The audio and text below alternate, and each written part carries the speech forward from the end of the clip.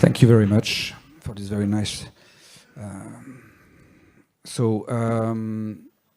Now we welcome Professor Frontera to start the debate about mapping, about AF mapping. So, is it possible to map AFib?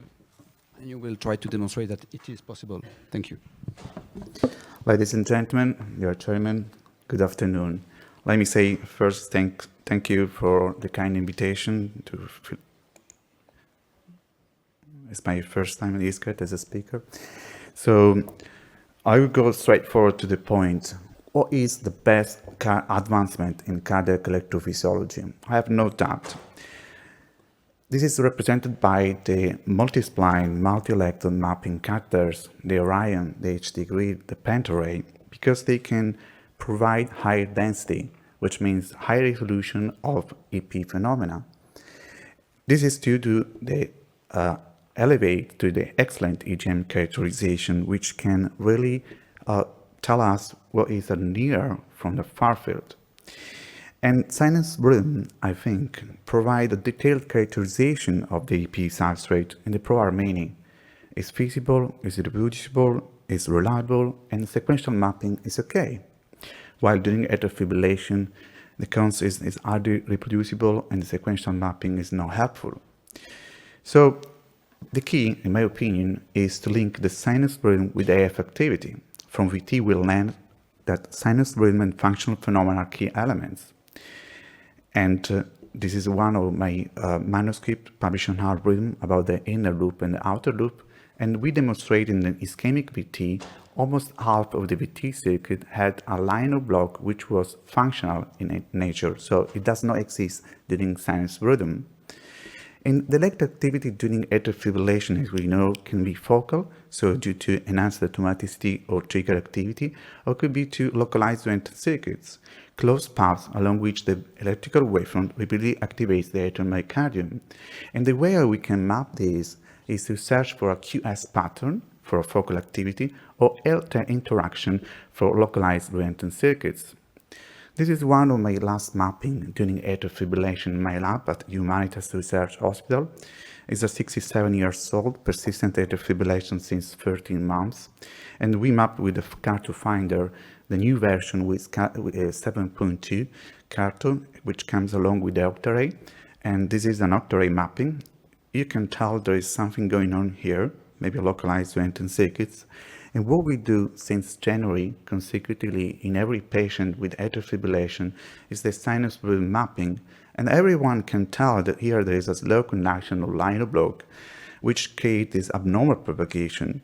And then we also do a pace map, and this line of block in this case is confirmed, and the extremities there is two pivot sites which create this late potential activity here. So our approach to atrial fibrillation is to create double mapping with parallel mapping, this feature by Carto. And so we create two simultaneous maps. So simultaneously with one mapping time, we create a sinus rhythm map. And here you see there is a two pivot site here. There's a late potential activity here. There's another one here. And during pace, you see the pace rhythm. So we deliver every 3 sinus beat an exostim with a coupled interval of 300 milliseconds. And you see this late potential activity here is confirmed, while here not, because there is a wavefront collision. And for those people who knows me, they know that I'm very focused and attracted, and I really like EGMs. And the chance to have a parallel mapping, so every 3 sinus beat you can deliver an exostim, gives you an opportunity to check every time what happens during sinus rhythm and during pace rhythm at that site. And this is a normal behavior. Usually in paroxysmal atrial fibrillation, you will have this kind of answer. So you see the EGM looks at the same time and nothing happens. While during persistent atrial fibrillation, you will find often this kind of answer. You see, this is a sinus beat, and during exostim from the CS, you have this fractionation. This timing is separated by at least 30-40 milliseconds, and on 7-8, there is a double potential. This is for me a pivot site. And pivot is not something I invented. It's an electrophysiological phenomenon well described in literature in the 90s by the group of Alessi. And this is one of my favorite paper.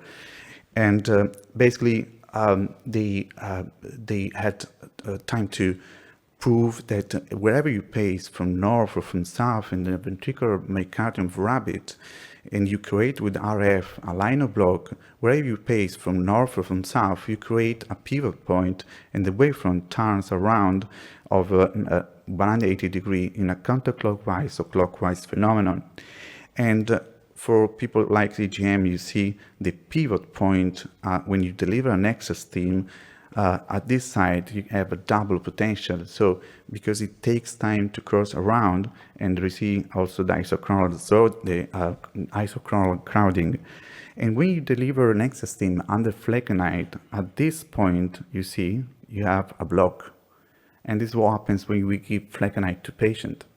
And then obviously the wavefront should turn around, and you see you have a fixed line of block, a functional line of block created by flecainide, and then this isochronal crowding just a few centimeters below.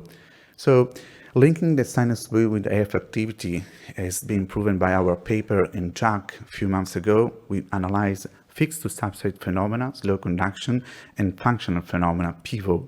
And this is one of the picture in this paper. You see we mapped tuning sinus rhythm patient with an accessory pathway during sinus rhythm with no history of atrial fibrillation, patient with paroxysmal and patient with persistent atrial fibrillation always mapped during sinus rhythm. And you see the progression and the line of block. The more you go towards persistent atrial fibrillation, you have more lines and dark blue, which means slower conduction. And PIVO, you see this is the control group and paroxysmal group. There is not so much difference, which makes sense, because the difference between people with accessory pathway no history of atrial fibrillation and patients with paroxysmal atrial fibrillation is not the substrate, it's the trigger. And indeed, when you go from paroxysmal atrial fibrillation to persistent atrial fibrillation, the number and the density of pivot points increase dramatically. So I think this is the best picture, because for the first time we pictured what we called electrical remodeling for many years. So substrate maintenance is characterized by an increase in slow conduction pivot points, and also numerical simulation confirms this. Even high frequency slow conduction corridors stabilize the reentering activity, and where we see that the anchor point there in sinus rhythm, often we see a pivot site. So translating to this clinical field, this is one of my recent map, persistent atrial fibrillation, and you see here at the atrium of the PV, I would say at the roof, you have a slow conduction / line of block and this two pivot site, and this is confirmed also during PACE. Indeed, there is another line of block, so you can unmask another area, so this is confirmed, and also the one on the posterior wall with two pivot sites. And when you go and you look at the EGM, often you can spot this tiny EGM, and it looks like a lay potential while we do VT ablation. And if you are curious enough, like me, and you pace from the spline, from the pentaray, AF could be induced. And after ablation, this is the result. When you go there and you ablate this area, you will see there is no more any site of slow conduction. So in conclusion, is atrial fibrillation mappable rhythm? Yes, but starting from sinus rhythm, because it can give hints on where functional phenomena may occur, and progression atrial fibrillation hinges on slow conduction corridors and pivot sites. Active driver domains together with functional phenomena may coexist and explain atrial fibrillation. Thank you.